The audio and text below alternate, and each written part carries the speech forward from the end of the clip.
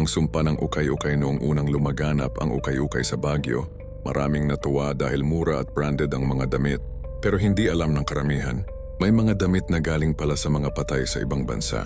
Isang gabi, may isang dalaga na mahilig mamili ng ukay. Nakakita siya ng isang magandang jacket na kulay itim, makapal at mamahalin ang tela. Kahit medyo amoy kulob, binili niya agad. Pag-uwi, sinuot niya ito sa harap ng salamin. Napansin niya na parang may mantsa ng dugo sa gilid ng manggas. Binaliwala niya lang at iniisip na baka kalawang lang. Kinagabihan, habang natutulog siya, nagising siya sa sobrang lamig kahit nakabalot sa kumot. Pagmulat ng mata niya, may narinig siyang boses na mahina. "Bakit? Suot mo yan?"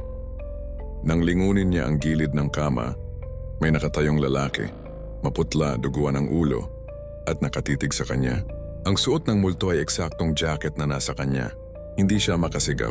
Unti-unting lumapit ang multo, hinawakan ang manggas ng jacket at bumulong. "Akin yan, ibalik mo." Kinabukasan, nakita siya ng nanay niya na nagtatakbo palabas ng bahay. Yakap-yakap ang jacket at itinapon sa ilog. Pagbalik niya, nanginginig pa rin siya at namumutla. Mga balita sa bayan, hindi lang siya ang nakaranas noon.